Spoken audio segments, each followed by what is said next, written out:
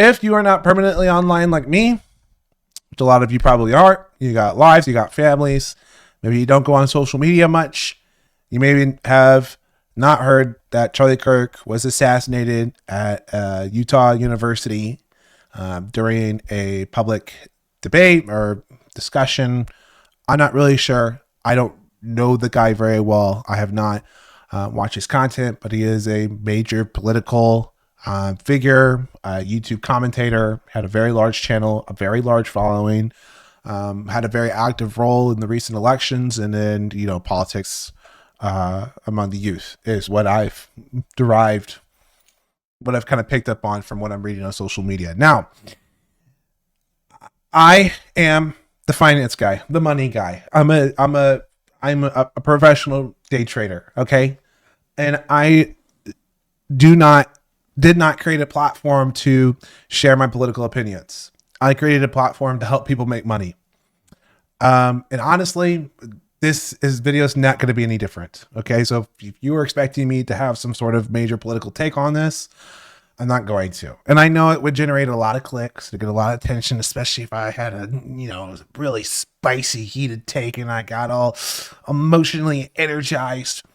I know what that's like. I know what that feeling's like, that dopamine of getting all those views. I know what that's like. I've done that game on TikTok before. Honestly, I don't think that's the best version of me. That version of me that sees something in the news and is like, oh, this is an opportunity for me to get attention. I actually don't think that's the best version of me. So I try not to do that.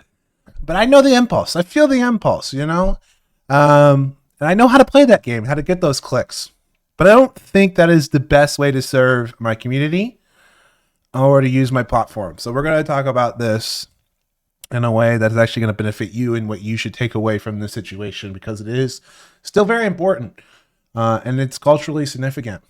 If you've been following me for a while, back when we had, 15 subscribers, I started making content in 2019 and then COVID happened. And my content around then was very macro based, very big picture. And every once in a while I put out a video, I put out my video about the fourth turning, how we're in a fourth turning. If you don't know what I mean when I say that, you can go watch that video. That one did very well. This one was not going to be as well edited as that one or as in depth. But my content back then was talking about how the world's going to become more dangerous. And I feel like I have a knack for understanding what the broader swing of the culture is. Because really it all derives from economics. So back then it was a breakdown of the world order. And I told you all that we're going to see more wars. We're going to see more turmoil in general globally. And it's going to cause a lot of conflict. Sure enough, a few years later, more wars than ever, right? And what I've talked about, even before this event, when we talk about the fourth turning, is society, even leading up to this, society is going to get a lot more dangerous. There's going to be a lot more violence. And that's a symptom of the economics of what's happening right now. Okay. The government is printing monstrous amounts of money, but not in a way that's actually going to help the everyday person. What we're likely going to see over the next few years, maybe even sooner, is a stock market at all-time highs and people rioting in the streets, because poverty is also going to be at all-time highs. There's going to be more billionaires than ever, and employment's going to spike, poverty is going to spike, and AI and robotics are going to make all that even worse until something like UBI is enacted. And a lot of people don't like UBI. Sorry, I personally think it's inevitable.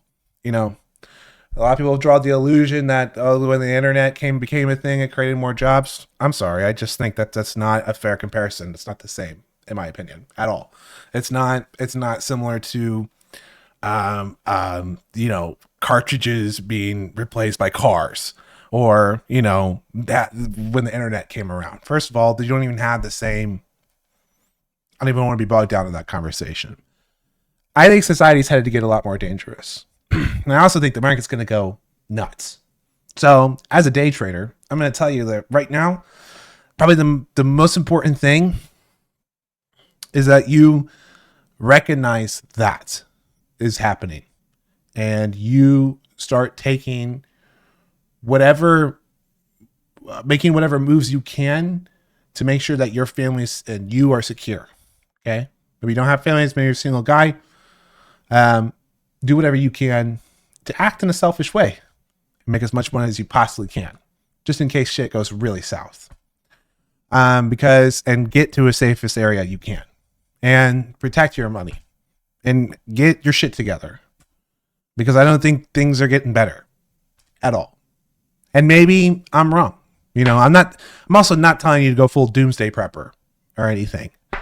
But, I think that the political discourse and frustrations and the rise of violence is a symptom of a pattern that occurs over time that is driven through economic changes, because money drives almost everything. Okay. When you mix populations of ultra wealthy and severe poverty, you get more violent crime. And our entire country is becoming that, what many call a K-shaped economy. And the K-shape is formed because the middle's dead, because there is no middle. There's a rise in poverty, and then there's a rise in the ultra wealthy, and those things accelerate. And that's already been happening, and is that's not anything enlightening. Okay, this is well measured since 2020, the acceleration of that, and it's not slowing down. Okay, I thought at the beginning of the year it might slow down, but Trump pivoted once his bond market started to break, and he's laying on the gas. They're printing tons of money. The Fed's about to cut rates on top of that. Things are about to go insane. Housing's already unaffordable. Inflation comes down, but prices are sticky. I got Five Guys the other night. It was $68 for me and my wife. And, kid eats like leftovers. He's 9 months old. That's insane, for fast food. That's almost the price of a steak at a sit-down restaurant. That actually might be a different issue than just inflation. I'm also getting a little derailed. But Five Guys, kind of a scam. That's my hot take for this video. So that's what I think people need to be focused on, though. Understand what kind of time period you are living in. Understand what the market is telling you. The way that money is flowing, it's pouring into equities. It's pouring into gold for safety. Crypto's taking off because people are looking to get away from the traditional systems. Okay. Smart money is already making very important moves here. That is telling you what it thinks is going to come next. Okay. And this domestic turmoil could very easily turn into external turmoil with other countries as well.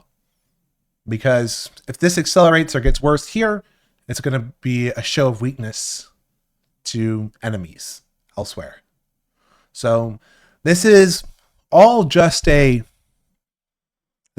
domino effect of what happened, or what was rather accelerated after COVID, and it's going to continue to happen. Okay, so that's what I think you got to focus on. The people, there's a lot of people talking about this stuff on the social medias, and look, from my personal life, this might not apply to all of you, so don't be offended if this doesn't apply to you. But I know that when in the past, when things haven't been going great, or when I've had personal frustrations in my life, it makes it a lot easier to focus on external things that I can't even control. Because they feel like they're important, arguing in comment sections on social media and stuff about whatever political thing is going on, and putting a bunch of time and energy into that. It feels important because these things are important, but are they really important to you and where you are in life? Can you actually affect those things in any sort of way? Or is that, for me, when that becomes a substitute for me not focusing more on things that I need to handle. So maybe do some self-reflection on that. That's something that's a journey I've gone on, and realizing that, like, all that time and energy spent on comment sections and debating all this politics stuff, when when I take that energy and that effort and I put it towards self-improvement, or, you know, the things that I need to focus on that can benefit me and my family and the immediate and the amount, you might think that's selfish, so be it. You know, I think it's a moral prerogative to be a little bit selfish, to make sure you could take care of yourself, you know, especially when we're talking about, you know, the government is printing money. You know, we could be in a failing empire. We could be at the end of the American empire. And what do empires do when they're starting to fail and their currency is starting to fail? They print money like crazy, and there's money flying around everywhere. So honestly, you know, what people are calling massive speculation in markets, you know, seizing up, buying up all these option contracts and seeking out of this leverage, you might call that irresponsible.